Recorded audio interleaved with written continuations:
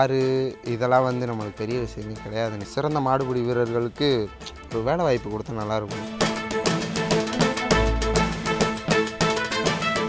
சும்மா எல்லாருமே டிவிலே இப்போப்பா கார் வாங்கியிருக்கேன், உனக்கு என்னடா அப்படின்னா,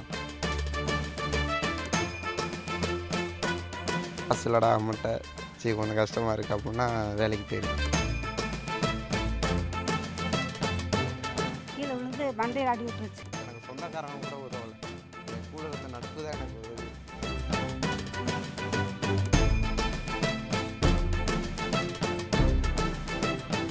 பிறந்து நீ வேலைக்கு பிறந்த நேரம் வீடு கட்டியிருக்கலாம் அப்படின்னு சொல்லுவாங்க.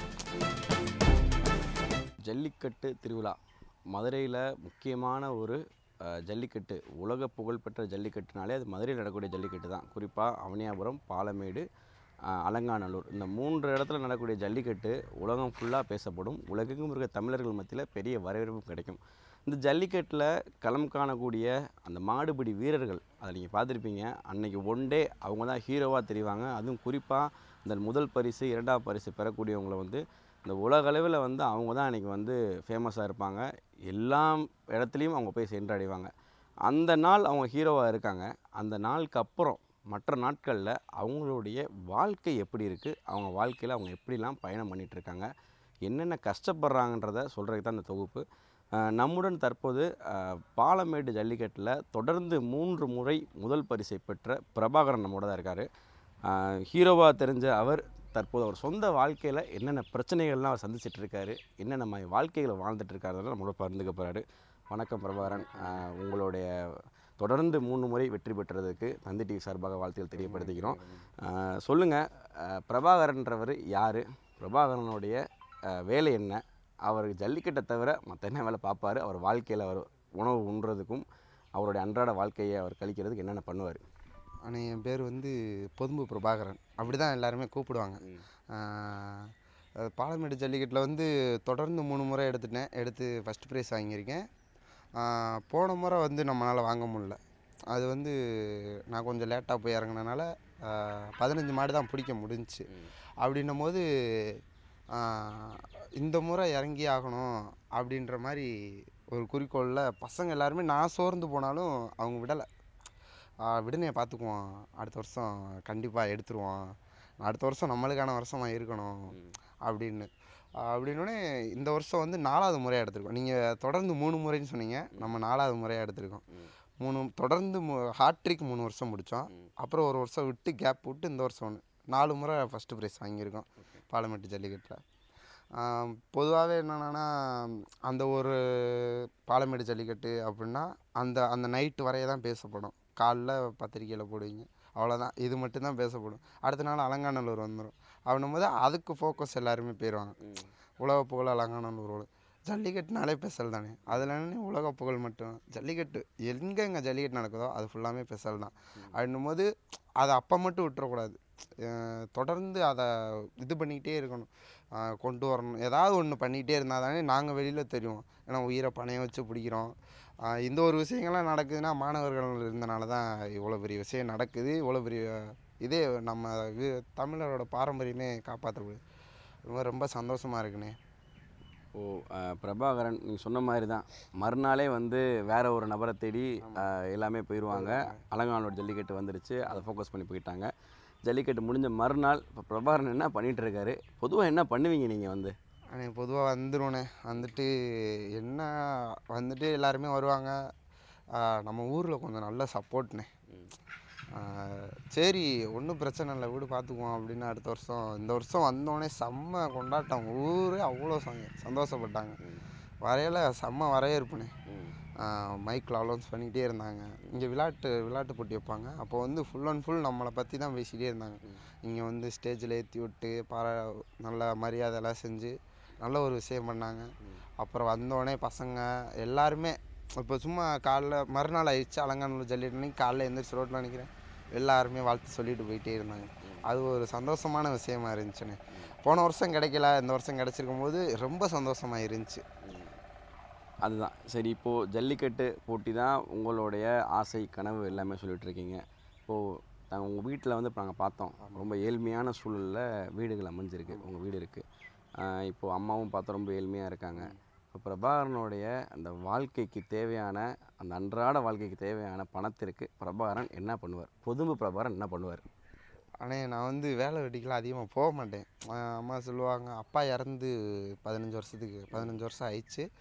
அப்போ இருந்து நான் அம்மா சொல்கிறப்பெல்லாம் ஜல்லிக்கட்டு இருக்கப்போ எதுவுமே சொல்ல மாட்டாங்க, வேலைக்கு போடா போகாதான்னு சொல்லவே மாட்டாங்க. ஜல்லிக்கட்டு இல்லாதப்ப அப்போயாவது வேலைக்கு போடா அப்படின்னு என்கிட்ட கேட்பாங்க. கேட்குறப்ப நான் 15 வருஷம் அப்பா 15 வருஷம் இல்லை அப்படின்னும்போது, அப்போ இருந்து நீ வேலைக்கு போயிருந்தா நேரம் வீடு கட்டியிருக்கலாம் அப்படின்னு சொல்லுவாங்க. போவோம்மா கட்டுவோம்மா வீடு அப்படி சொல்லிகிட்டே அப்படியே போயிட்டே இருந்துச்சு. அப்படியே அந்த 6 மாதத்தை ஓட்டினா தை மாதம் வந்துடும். காசு எப்படின்னா, எனக்கு அன்றாட செலவுக்கு காசு வந்து எப்படின்னா, எப்போயாவது இப்போ ஒரு வாரத்தில் ஒரு 2 நாள் செலவு காசு இல்லைடா அம்மட்ட, சரி கொஞ்சம் கஷ்டமாக இருக்குது அப்படின்னா வேலைக்கு போயிடுவேன். வேலைக்கு போயிட்டு அப்படியே கொஞ்சம் காசு வரதை வச்சு வீட்டில் கொடுத்துருவோம். ஆனால் என்கிட்ட எப்படி காசு வரும்னு எனக்கே தெரியாது. எப்படியாவது காசு செலவுக்குன்னு வந்துடும். அதே மாதிரி என்கிட்ட காசு இல்லாதப்ப எங்கேயாவது வேலைக்கு போயிடுவேன். கண்டிப்பாக வேலைக்கு கூப்பிட்ருவாங்க. அப்போயே தெரியும், சரி நம்மகிட்ட காசுலேருந்து நம்மளே வேலை தேடி வருது, நம்ம வேலை தேடி போனோன்னா வேலை நம்மளே தேடி வருது அப்படின்ட்டு வேலைக்கு போயிடுவேன். ஜல்லிக்கட்டுலாம் அனௌன்ஸ் பண்ணிட்டா வேலைக்கே போக மாட்டீங்களாமே? ஃபுல்லாக ஜல்லிக்கட்டே ஃபோக்கஸ் ஆகி இருப்பீங்களா? எத்தனை நாளைக்கு வேலைக்கு போகாமல் இருப்பீங்க? எத்தனை நாளைக்கு வேலைக்கு போவீங்க? அப்படி எதுவும் கணக்குகள் இருக்கா? ஆனால் அதே எனக்கு உண்மை. நான் வருஷம் ஃபுல்லாக வேலைக்கு போகலாட்டினாலும் போகாமல் இருப்பேன். அந்த ஜல்லிக்கட்டுன்னு வந்துருச்சுன்னு வச்சுக்கோங்க, வேலைக்கே போக மாட்டேன். ஃபுல் அண்ட் ஃபுல்லு என்னைக்கு பதிவுவாங்க, என்னைக்கு வெளியே விடுவாங்க, என்னைக்கு டேட்டு, இதுதான் ஃபுல் அண்ட் ஃபுல் ஓடும். அப்புறமா மாடை ரெடி பண்ணுறது, இது நம்ம மாடு தான் இன்னும் அவுக்கலை. இந்த வருஷம் அவுக்கலான்னு பாலமேட்டுக்கு டோக்கன் போட்டோம், வந்துச்சு. ஃபோக்கஸ் வந்து நம்ம 2 சைடு வைக்க முடியாது. இப்போ நம்ம மாடு பிடிக்க போனோம்னா மாடு பிடிக்க மட்டும்தான் இருக்கணும். ஐயோ அங்கே மாடு கிடக்கு அவுக்கணும் அப்படின்னு அந்த மைண்டு வந்துருச்சுன்னா இங்கே மாடு பிடிக்க தோணாது. அதே மாதிரி அங்கே மாடு அவுக்க போயிட்டோம்னா மாடு பிடிக்க போகணும், அது செட் ஆகாதுன்ட்டு மாடு அவுக்கலை, நிப்பாட்டி வச்சு அடுத்த இன்னொரு களத்தில் பார்த்துக்குவோம் அப்படின்ட்டு மாடு பிடிக்க மட்டும் இறங்குவோம். பசங்கள் எல்லாருமே சொன்னாங்க, அண்ணே விடுனே பார்த்துக்கலாண்ணே, நம்ம இந்த வருஷம் ஃபஸ்ட்டு வாங்கி ஆகணும் அப்படின்ட்டு இந்த தை மாதம் ஆரம்பித்ததுலேருந்து என்னை விடவே இல்லை. விட்டுறக்கூடாது, யார் நான் சும்மா ரோட்டில் நிற்கிறேன், இந்த வருஷம் விடக்கூடாது, நம்ம தான் வாங்கணும் அப்படின்னு ஒரு ஊக்குவிச்சுக்கிட்டே இருந்தாங்க. நான் மறந்தாலும் என்னை மறக்க விடலை. இந்த வருஷம் வாங்கணும். அதே மாதிரி டோக்கன்னு ஆன்லைன் மூலம் போட்டாங்கன்னே பதிஞ்சிட்டோம். எல்லாருக்குமே பதிஞ்சிட்டோம். எங்கள் பசங்க எல்லாருக்குமே வந்துருச்சு டோக்கன், எனக்கு மட்டும் வரல. நாளைக்கு ஜல்லிக்கட்டு, இன்றைக்கி 9 மணி வரைய வரல எனக்கு. அப்புறம் ஜல்லிக்கட்டுக்கு நாங்கள் போயிட்டு வரோம், செக் பண்ணி பார்த்ததுல எல்லாத்துக்குமே வந்துருச்சு, எனக்கு வரல. சரி வரும் என்ன நம்ம பசங்க எல்லாருக்கும் வந்துச்சு, நம்மளுக்கு வராமையாக போகுது அப்படின்ட்டு நானும் யதார்த்தமாக விட்டேனே. பார்த்தா 9 மணி ஆயிடுச்சு வரல. அப்புறமா எனக்கு தெரிஞ்சவங்க எல்லாத்துக்கும் ஃபோன் அடிச்சு ரொம்ப கஷ்டப்பட்டு இந்த இடத்தான் வந்ததுக்கு ரொம்ப கஷ்டப்பட்டனே. எந்த வருஷமும் இவ்வளோ கஷ்டப்பட்டதில்லை, இந்த வருஷம் டோக்கன் வாங்க அவ்வளோ கஷ்டப்பட்டோம். ஆன்லைன் முறை நல்லா தானே இருக்குது, நல்லா மாடு பிடிக்கிறவங்களுக்கு கொஞ்சம் முக்கியத்துவம் கொடுத்தா நல்லாயிருக்கும். அவன் என்ன மாடு பிடிச்சால, அவனுக்கு எதுக்கு நம்ம போடணும் அப்படின்னு ஒதுக்கப்பட்ட மாதிரி இருந்துச்சுண்ணே நம்மளுக்கு. இந்த வருஷம் இல்லை, போன வருஷமும் அதே மாதிரி தான் கஷ்டமாக இருந்துச்சு. போன வருஷம் எனக்கு மொதல் நாள் 2 மணிக்கு தான் டோக்கனே வந்துச்சு. ஆன்லைன் முறை கொஞ்சம் மாடு பிடிக்கிறதுக்கு கொஞ்சம் சிறந்த மாடுபிடி வீரருக்கு கொஞ்சம் முக்கியத்துவம் கொடுத்தா நல்லாயிருக்கும். அது ரொம்ப கேட்டுக்கிறேனே அரசுகிட்ட. சிறந்த மாடுபிடி வீரராக வந்து பொதும்பு பிரபாகரன் இருக்கார். அந்த சிறந்த மாடுபிடி வீரராகவும் தொடர்ச்சியான முதலிடம் பெற்று வரக்கூடிய பிரபாகரனுக்கு என்னென்ன மாதிரியான இடையூறுகள்லாம் இருக்குது, என்னென்ன மாதிரி பிரச்சனைகளை நீங்கள் சந்திக்கிறீங்க பொதுவாக உங்களோட வாழ்க்கையிலையும் சரி, இந்த ஜல்லிக்கட்டு போட்டியில் தொடர்ந்து பங்கேற்கிறதுக்கு என்ன மாதிரி பிரச்சனைகள் நீங்கள் சந்திக்கிறீங்க? ஆனால் எனக்கு இடையூறு என்னென்னானே, ஃபஸ்ட் ப்ரைஸ் வாங்கிட்டு வந்துட்டோம். இப்போ பைக்கு நாங்கள் நினச்சோம் கார் மட்டும்தான் கொடுக்குறாங்க. நான் முதல் முறை வாங்குறப்போ 1,00,000 ரூபா கட்டி தானே காரை எடுத்தேன். அப்போ ஸ்டோர் ரூம்காரங்க ஸ்பான்சர் பண்ணனால நம்ம கட்டி தான் ஆகணுமா, ரோட் டாக்ஸ், இன்சூரன்ஸ் எல்லாமே நம்மளை கட்ட சொல்லிட்டாங்க. அதனால் அதை கட்டி தான் நம்ம எடுத்தோம். சரி இந்த முறை அப்படி தான் இருக்குமோன்னு நினச்சோம். இப்போ கமிட்டியே சொல்லிட்டாங்க, இல்லை தம்பி இது முதல்வர் வழங்குறது அந்த மாதிரி எதுவுமே கிடையாது அப்படின்னு சொன்னதில் ரொம்ப சந்தோஷமான விஷயம். எல்லோரும் நினப்பாங்க வெளியே, அவன் காரே வாங்கிட்டான்டா அப்படின்னு. ஆனால் அதில் உள்ள விஷயங்கள் நம்மளுக்கு மட்டும்தான் தெரியும், என் கூட இருக்க பசங்களுக்கும் தெரியும். சும்மா எல்லாருமே டிவியிலே இப்போப்பா கார் வாங்கியிருக்கேன் உனக்கு என்னடா அப்படின்னா. ஆனால் அந்த கார் வாங்கிட்டு அதுக்கப்புறம் நம்ம படுற விஷயம் நம்மளுக்கு தான் தெரியும். அந்த மாதிரி சில விஷயங்கள்லாம் நடக்கும்னே. ஆனால் இப்போ முதலமைச்சர் கார் கொடுக்குறதுனால கொஞ்சம் பிரச்சனை இல்லை, அந்த மாதிரி ஒரு இடையூறு எதுவுமே கிடையாது. அதே மாதிரி நம்மளை மாடு ஏன்டா பிடிச்ச என் மாடா அப்படின்னு சொல்லி இதுவரை நம்மளை யாருமே கேட்டதில்லைண்ணே. திறமையானவன் பிடிச்சான், என் மாடை நல்ல ஒரு பிடிக்காரன் தான் பிடிச்சான் அப்படின்னு பாராட்ட தான் செஞ்சுருக்காங்க. ஏன்னா இதுவரை யாருமே மிரட்டினது இல்லைண்ணே. அப்படியே சப்போஸ் நான் தெரிஞ்ச மாடை பிடிச்சிருந்தாலும் என்கிட்ட வந்து பேசி ஒரு நாள்லாம் ஒரு விசேஷத்துக்கு போயிருந்தோடனே அங்கே உட்காந்துருந்தோம். இருந்தப்போ என்ன ப்ரோவா நல்லா மாடு பிடிச்சிங்க அப்படி இப்படின்னு. ஆமாம் அப்படின்னு. சரிங்க இன்னும் நீங்கள் மாடு கொண்டு வந்தீங்களா அப்படின்னாங்க. இப்போ என் மாடை நீங்கள் தாங்க பிடிச்சிங்க அப்படின்னு. என் தோளில் கை போட்டுருப்பாரு. என் மாடை நீங்கள் தான் பிடிச்சிங்க. அண்ணே என்னண்ணே சொல்கிறீங்க எனக்கு தெரியலண்ணே, சாரிண்ணே கோச்சிக்காதீங்கண்ணே. ஏங்க இது கேட்குங்க சார், மாடு நான் பிடிக்க வேணான்னு சொல்லலை, உங்கள்கிட்ட பிடி விட்டு எனக்கு ரொம்ப பெருமையாக இருக்குது அப்படி சொல்லல. எனக்கு ரொம்ப சந்தோஷமாக இருந்துச்சு. பரவாயில்ல இப்படின்னு ஒரு ஆள் வேறு இருக்காங்க. ஆனால் நீங்கள் சொல்கிற மாதிரி அவங்க சொல்கிற மாதிரி என் மாடை பிடிச்சா நான் அடிப்பேன் அப்படின்னு சொல்கிறவங்களும் இருக்காங்க. என் மாடை பிடிச்ச நீ தான் அப்படின்னு சொல்லி பாராட்டுறவங்களும் இருக்காங்க. இப்போ நீங்கள் சொன்னீங்க இந்த கார்லாம் பரிசு பெற்றேன்னு சொன்னீங்க. ஸோ இந்த கார் இப்போ வீட்டில் வந்து பார்த்தோம், உங்களுடைய கார் இங்கே இல்லை. கார்கள் பயன்படுத்துகிறீங்களா? அந்த காரோட நிலைமை இப்போ என்ன, எப்படி இருக்குது அந்த சூழ்நிலைகள்? கார் வந்து நான் ஒரு 3 வருஷமாக என் கையிலே தானே இருந்துச்சு. வீடு அம்மாவுக்கு ஆசை வந்து வீடு கட்டணுன்னு தான் ஆசை. அது வந்து இப்போ கட்டிக்கிட்டு இருக்கோம். அம்மாவுக்காண்டி வந்து கட்டணும்னு கையில் ஒரு பைசா இல்லை. வீடு ஸ்டார்ட் பண்ணோம். வீடு ஸ்டார்ட் பண்ணோம். நம்ம ஊர் தலைவர் தான் ஃபுல் அண்ட் ஃபுல்லு என்னென்னா அந்த மோடி திட்டத்தில் இது வாங்கி கொடுத்தாங்க. வாங்கி கொடுத்தாங்க. ஸ்டார்ட் பண்ணிட்டோம். ஸ்டார்ட் பண்ணி கையில் காசு இல்லாத வேளையில் எங்கிட்ட இருந்து ஒரு ஸ்டார்ட் பண்ணுறதுக்கு ஒரு 80,000 வந்துச்சு கையில். ஸ்டார்ட் பண்ணோம். அப்புறமா ஓடிட்டே இருக்கப்போ கொஞ்சம் காசு இல்லாமல் இருக்கப்பட்டியும் அதை லீஸுக்கு விட்டோம். காரை கொஞ்சம் லீஸுக்கு விட்ருக்கோம். 4 லட்ச ரூபாய்க்கு லீஸுக்கு விட்டோம். அதை வச்சு வீடு ஸ்டார்ட் பண்ணி அப்புறம் எனக்கு பல பேர் வந்து வட்டிக்கெலாம் அப்படின்ற முறையில் கொடுக்கல. ப்ரோவா இருந்தால் ப்ரோவா நீ உன்கிட்ட இருக்கப்போ கொடுன்னு சொல்லி நிறையா பேர் எனக்கு உதவி பண்ணாங்க. அவங்கள இந்த இடத்துல சொல்லும் போது எனக்கு அவ்வளோ பெருமையாக இருக்குது. இந்த காலத்தில் வந்து ஒரு 100 கொடுத்தா கூட கேட்குற இடத்துல வந்து எனக்கு 1 லட்ச ரூபானாலும் ப்ரோவா வந்தால் ப்ரோவா போய் நீ வீடை கட்டி முடிச்சுட்டு உன்கிட்ட எப்போ இருக்கோ அப்போ கொடு, வட்டியெல்லாம் எதுவுமே கேட்கல, உன்கிட்ட எப்போ இருக்கோ கொடு அப்படின்னு சொல்லி தான் கொடுத்துருக்காங்க. எனக்கு சொந்தக்காரங்க கூட உதவலை. என் கூட இருந்த நட்பு தான் எனக்கு உதவி இருக்குது. என் பழக்கங்கள் தான் எனக்கு உதவி இருக்குது. அப்படின்னும் போது எனக்கு ரொம்ப சந்தோஷமாக இருக்குண்ணே. இப்போ பொதும்பு பிரபாகரனுக்கு வந்து ஏதாவது கோரிக்கைகள் ஆசைகள் இருக்குது, இல்லை இந்த தொடர்ந்து மாடுபிடி வீரர்களாகவே இருக்கும், எந்த ஒரு அங்கீகாரங்களும் எங்களுக்கு கிடைக்கல அப்படின்ற மாதிரியான வருத்தங்கள் கண்டிப்பாக இருந்திருக்கும். இந்த பரிசுகள், கார்கள், இந்த 2 வீலர், உங்களுக்கு கொடுக்குற மெத்தைகள், தங்க காசுகள், இதுவே உங்களுடைய அங்கீகாரத்திற்கு போதுமானதாக இருக்கா, இல்லை வேறு ஏதாவது வந்து உங்களுக்கு அங்கீகாரங்கள் வேணும் என்று உங்களுக்கு தோணுதா அப்படின்ற ஒரு விஷயங்களை தான் பகிருங்க. ஆனால் அது உண்மை தானே. இந்த காரு இதெல்லாம் வந்து நம்மளுக்கு பெரிய விஷயமே கிடையாதுண்ணே. இது வந்து அவ்வளோதான். முடியாத பட்சத்தில் நம்மளால் முடியாத பட்சத்தில் அது என்ன பண்ணுவோம்னு நம்மளுக்கே தெரியாது. நான் அப்போ சொன்னேன்ல வீடு கட்ட காசு இல்லை அப்படின்னும் போது இதே வந்து சிறந்த மாடுபிடி வீரர்களுக்கு ஒரு வேலை வாய்ப்பு கொடுத்தா நல்லாயிருக்குண்ணே. நான் இதோட 4வது வருஷம் நான் கேட்குறேன். தொடர்ந்து 3 வருஷம் நான் கேட்டுட்டேன். அவங்ககிட்டையும் நான் கேட்டேன். அவங்களும் இன்னும் கொஞ்சம் ஒரு ஸ்டெப் எடுத்து வச்சாங்கன்னா கொஞ்சம் நல்லாயிருக்கும்.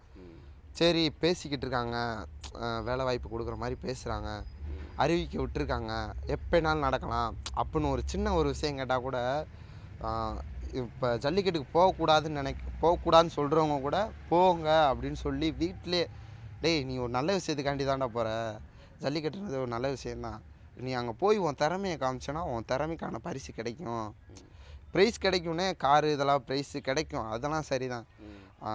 நம்ம இயல்பு வாழ்க்கைக்கு ஒரு அங்கீகாரம் கிடைக்கும் அப்படின்னும் போது கவர்மெண்ட் வேலை ஒன்று கொடுத்தா நல்லாயிருக்கும்ண்ணே. நான் இது ஒரு 4வது வருஷமாக இது கேட்குறேன். அவங்களுடைய குடும்பத்தார் எந்த அளவுக்கு வந்து ஒத்துழைப்பு தராங்க? அவங்களுடைய ஒத்துழைப்பு இல்லாமல் அவங்க அந்த மாடுபிடி வீரர்கள் களத்தில் இறங்கி விளையாட முடியாது. குறிப்பாக பொதும்பு பிரபாகரனுடைய தாயார் வந்து என்ன சொல்கிறாங்கன்றத அவங்கள்ட்ட கேட்கலாம். வணக்கம்மா, உங்கள் பேர் என்ன? என் பேர் சோனச்சி. இப்போது உங்கள் பையன் பிரபாகரன் வந்து தொடர்ந்து பல முறை முதல் பரிசு வென்று காரு, பைக்கு, தங்க காசுலாம் வாங்கிட்டு வீட்டுக்கு வருவார், பார்த்துருப்பீங்க. எப்படி இருக்கும் உங்கள் மனநிலையெல்லாம்? அதில் நான் சந்தோஷமாக தான் இருக்கேன். நான் எதுவுமே சொல்ல மாட்டேன். அங்கே போகாத இங்கே போகாதுன்னு சொல்ல மாட்டேன். அவன் பாட்டு போயிட்டு வருவேன். வந்த உடனே அது வாங்கினேன் அது வாங்கினேன் கொண்டாந்து கொடுப்பேன்.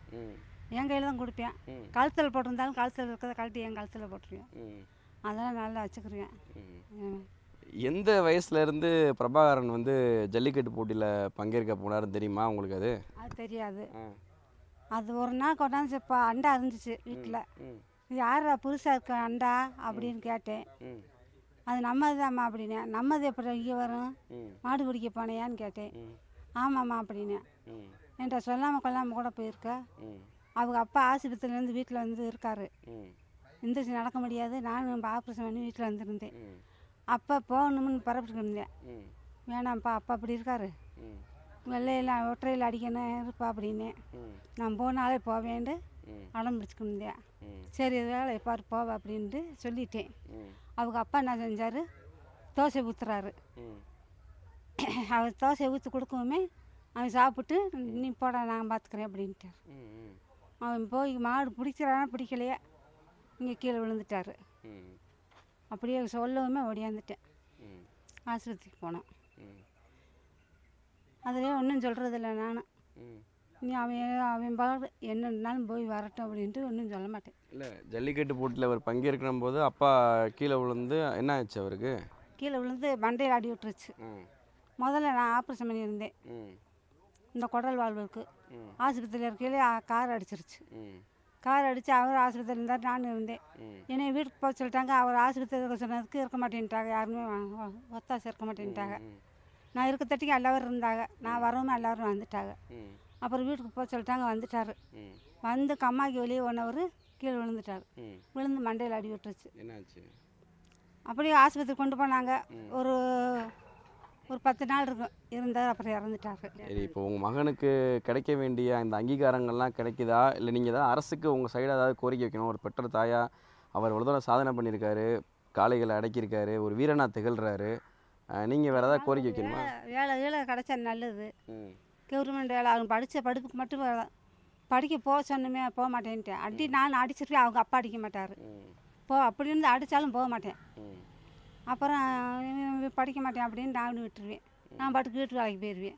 தன் மகன் ஜல்லிக்கட்டில் போய் பரிசு வெல்றாரோ இல்லையோ, நல்லபடியாக வீடு வந்து சேரணுன்றது தான் அவங்களுடைய எண்ணங்களாக இருக்கும். இவங்களுடைய கோரிக்கையும் அவங்களுக்கு நல்ல ஒரு அரசு வேலை வேணுன்றது தான் ஒரு நல்ல ஒரு கோரிக்கையாக இருக்குது. அரசு இதை செவிசாய்ச்சு கண்டிப்பாக இவங்களுக்கு இந்த அரசு வேலை வழங்குவதற்கான திட்டத்தை வகுத்து தர வேண்டும் என்பதே அவங்களுடைய கோரிக்கையாக இருக்கிறது. செய்திகளை உடனுக்குடன் தெரிந்து கொள்ள உடனே சப்ஸ்கிரைப் பண்ணுங்க.